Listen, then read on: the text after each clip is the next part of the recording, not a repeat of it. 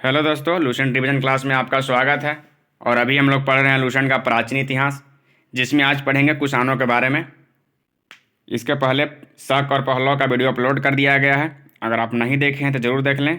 कुषाण एक important chapter है, इससे एक दो क्वेश्चन हमेशा एग्जाम में पूछ देते हैं, तो वीडियो में आप लोग बिल्कुल शुरू से लेकर लास्ट तक बने रहें। चलिए शुरू करते हैं। दिया है पहलव के बाद कुषाण आए। पहलव के बाद कुषाण आए, जो यूची एवं तोखरी भी कहलाते हैं। यूची एवं तोखरी कौन कहलाते हैं? कुषाण। आगे दिया है यूची नामक एक कबीला 5 कुलों में बट गया था, उन्हीं में एक कुल थे कुषाण। यूची का एक कबीला था जिसमें 5 कुलों में बट गया था, उन्हीं में एक कुल थे कुषाण। कुषाण वंश का संस्थापक कुजुल कड़फिसस था। ये क्वेश्चन हमेशा पूछ जाता है, कुषाण वंश का संस्थापक कौन था? कुजुल कड़फिसस। इस वंश का सबसे प्रतापी राजा कनिष्क था। कुषाण वंश का सबसे प्रतापी राजा कनिष्क था। इनकी राजधानी पुरुषपुर या पेशावर थी। कुषाणों की द्वितीय राजधानी मथुरा थी। ये भी क्वेश्चन हमेशा पूछ देता है, कुषाणों की द्वितीय राजधानी कहाँ थी? तो मथुरा। आगे दिया है कनिष्क ने 78 ईस्वी में एक संवत चलाया जो शंख संवत कहलाता है। कनिष्क ने 78 ईस्वी में गद्दी पर बैठते समय एक संवत चलाया जो शंख संवत कहलाता है, जिसे भारत सरकार द्वारा प्रयोग में लाया जाता है। ये क्वेश्चन हमेशा पूछ जाता है कि किसने शंख संवत चलाया और कब चलाया? तो शंख संवत का प्रारंभ कनिष्क ने किया 78 ईस्वी में। चलिए आगे देखते हैं। आगे दिया है बौद्ध धर्म की चौथी बौद्ध संगीति कनिष्क के शासनकाल में कुंडलवन कश्मीर में प्रसिद्ध बौद्ध विद्वान वसुमित्र की अध्यक्षता में हुई। कनिष्क बौद्ध धर्म के महायान संप्रदाय का अनुयायी था। एक क्वेश्चन में हमेशा पूछ देता है कि चौथी बौद्ध संगीति कहाँ हुई? तो कुंडलवन कश्मीर में। और उसकी अध्यक्षता कौन किए थे? तो वसुमित्र। और किसके शासनकाल में हुआ? तो कनिष्क के शासनकाल में। कनिष्क महायान संप्रदाय का अनुयायी था। आगे दिया है चीनी जनरल पेन चाओ ने कनिष्क को हराया। ये क्वेश्चन भी बहुत बार एग्जाम में पूछ दिया है कि कौन सी चीनी जनरल कनिष्क को हराया है? तो पेन चाओ।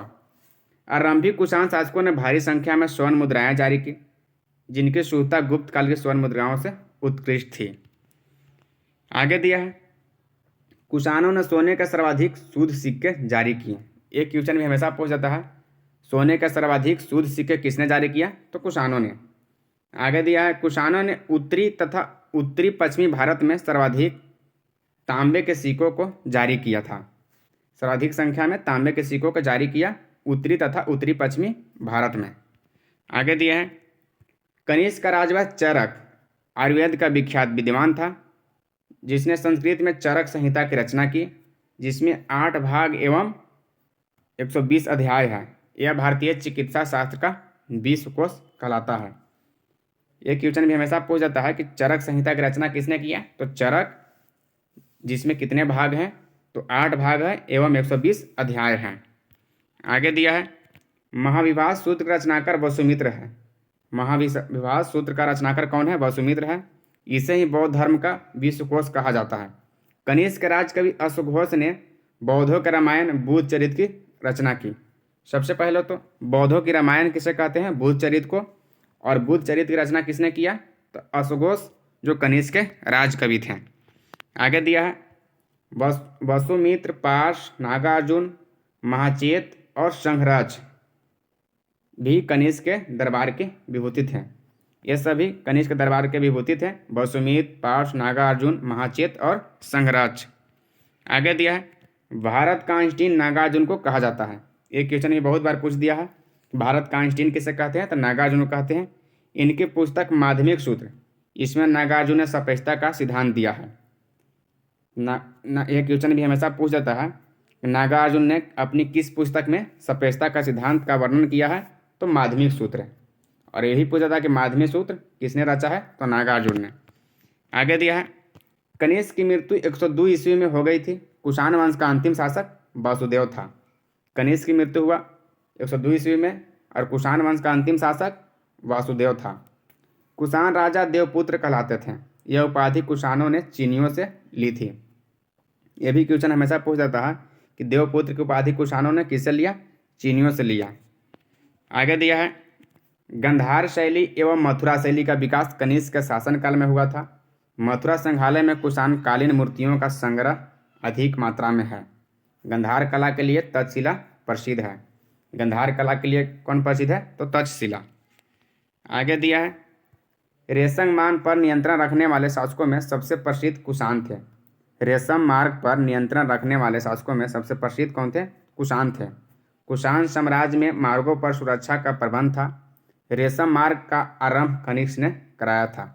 एक क्वेश्चन भी हमेशा पूछ जाता है, रेशम मार्ग का आरंभ किसने कराया? तो कनिष्क ने। आगे दिया है, नोट में दिया है, पहला नोट में दिया है, रेशम बनाने की तकनीक का आविष्कार सबसे पहले चीन में हुआ था। रेशम बनाने का तकनीकी का आविष्कार सबसे पहले कहाँ हुआ? चीन में हुआ। दूसरा नोट है, मथुरा साटक नामक विशेष प्रकार के वस्त्र का निर्माण केंद्र था। एक क्वेश्चन हमेशा पूछ देता है कि वस्त्र का निर्माण केंद्र कनिष्क के समय में, कुषाण के समय कहाँ था? तो मथुरा। आगे दिया है, कुषाण काल में सबसे अधिक विकास वस्तु कला के क्षेत्र में हुआ।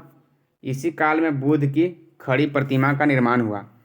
ये भी क्वेश्चन हमेशा पूछ जाता है कि बुद्ध की खड़ी प्रतिमा का निर्माण किस काल में हुआ? तो कुषाण काल में। तो कुषाण के बारे में हम लोग शुरू से लेकर लास्ट तक देख लिए। आगे जो भी वीडियो आएगा उसको हम लोग देखेंगे। चलिए, तब तक के लिए जय हिंद। अगर हेल्पफुल लगा हो तो आप चैनल को सपोर्ट कर सकते हैं, लाइक सब्सक्राइब जो भी। फिर मिलते हैं अगले वीडियो में। 1-2 दिन वीडियो नहीं बना सके किसी कारणवश, उसके लिए सॉरी। चलिए मिलते हैं अगले वीडियो में, तब तक के लिए जय हिंद।